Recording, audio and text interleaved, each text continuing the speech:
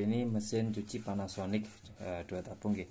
Ini adalah tarian untuk membuka air ya. Nah itu kedengaran suaranya nggih. Pertama kita buka mur-murnya ini ya. Ini sudah dibuka, kemen pause. Ini sudah dibuka untuk ada 4 pengunci ya. Ini kita bisa pakai satu tangan ya. Maaf, satu orang. Oh, ini airnya masih ada ini. Pause lagi. Sudah ya. Bisa terbuka. Nah, jadi penguncinya ini sebenarnya cukup untuk menahan, cuman untuk penguat tadi dipasang baut-baut ya. Jadi terdiri atas spare, kemudian ini ada bagian tengahnya ini dan karetnya ya. Nah, untuk membetulkan itu kita bersihkan dulu bagian dalamnya. Biasanya yang paling menyumbat itu ada peniti, klip, atau bahkan sisa-sisa sasetnya sabun cuci. Nah, kemudian pirnya ini dia bekerja mendorong supaya karetnya itu menutup hingga ke lubang yang di ujung sana.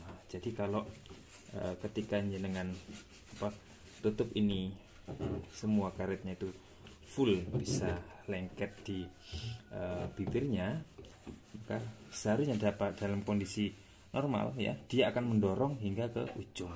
Ini coba isi dengan air. Kalau airnya itu mengalir lancar, berarti ada yang bocor. Kalau tidak ya, kalau ditekan begini saja air tidak mengalir, berarti kondisi karet dan kondisi pir ini dalam keadaan bagus. Nah, ini tadi sudah saya cek dalam kondisi bagus, tinggal mengembalikan lagi ke bentuk semula. Dan yang perlu diperhatikan adalah bagian pada putih ini ya. Ini ada rel yang posisinya harus menghadap ke atas. Ini bagian atas dari penutupnya ada pada kotak ini. Nah, kalau dirasakan di bagian bibir dalamnya ini ada semacam rel juga, jadi dia harus berpasangan. Kalau dia berpasangan maka keluar masuknya jadi enak. Kalau tidak, seperti ini saya balik sedikit, maka macet, tidak bisa keluar masuk.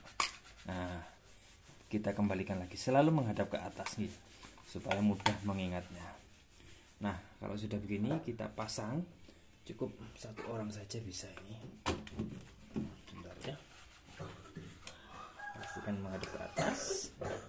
Kemudian kita dorong ya. Kalau menghadap ke atas insya Allah enak. Kita buktikan dulu tapi ya.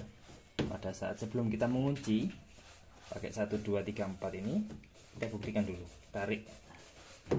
Kalau dia enak, maka insya Allah dia nutup bagus. Terus kita dorong ya. Kalau posisinya bagus betul, mestinya kita dorong begini dia langsung mengunci ya. Ini sampai 4-4-nya itu terkunci tanpa alat. Nah, coba lagi. Ini kelihatannya sudah bagus ya. Kita isi pakai air. Tadi berjalan, maka seharusnya karet di sini mendorong, menutup di bagian bibir dalamnya sini ya, sehingga air tidak sempat masuk ke plastik pembuangan ini. Nah, ini sudah lancar. Kita buktikan kalau memang dia menahan, kita buka sedikit saja di sini, mestinya dia sudah terbuang. Kita coba ya. Nah, betul ya. Berarti ini sudah bagus ya. Nah, tinggal kita sambung kunci kembali pakai mur-murnya. Ini hanya tambahan pengaman saja. Nah, satu lagi tips ya. Ini ternyata kabel saya dimakan tikus ya, sehingga perlu diganti. Nah, teman-teman, ternyata mengganti cukup mudah karena ini bisa diganti manual tanpa alat ya. Cukup bagian ini diputar gini ya, dimasukkan ke lubang. Nah, sudah lepas nih.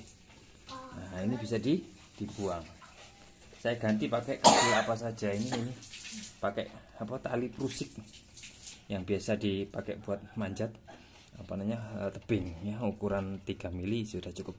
Saya kunci ya untuk apa namanya, mengukur seberapa ketat dia harus apa terikat ya. Nah, posisi gini, walaupun dia ketat tapi posisinya tidak narik, sebab kalau ini nanti diputar di bagian atas dia harus bisa narik. Nah, begitu ya. Baik, pause. Nah, ini pada kondisi sudah terikat ya teman-teman. Jadi apa namanya, walaupun ini pakai tali prusik ya, nanti ada jenengan cari sendiri mekanisme di dalam, tapi dia sudah cukup kuat kalau diputar dari sini. Kita ke sini yuk. Ini kita ke sini. Nah, ini diputar. Nah, itu sudah posisi membuang ya. Nah, ini saya kunci lagi. Bagi dia kondisi kendor, maka mekanisme akan menutup. Baik, tinggal dikembalikan lagi murnya ke 4 lubang. Nah, ini sebenarnya sudah aman ya, walaupun tanpa di mur, tapi tetap saja untuk ada apa maksimalnya dikembalikan lagi sesuai setelan pabrik. Nah, tips dari saya, ini seharusnya ada tutup, tapi tikus suka sekali dia masuk ke menggerogoti lubang-lubang angin di bawah sini. Jadi untuk pengawasan saya biarkan terbuka, karena tikus biasanya takut kalau dia itu terlihat sama manusia. Jadi dia nanti akan suka naik ke atas mencari tempat untuk beranak gitu ya, dan memakan kabel-kabel ini. Jadi, untuk amannya saya biarkan terbuka supaya bisa mengawasi kalau ada tikus menyelinap masuk ke dalam. Tentu jenengan punya tips trik yang lain, silakan berbagi di bawah ini ya. Terima kasih. Assalamualaikum.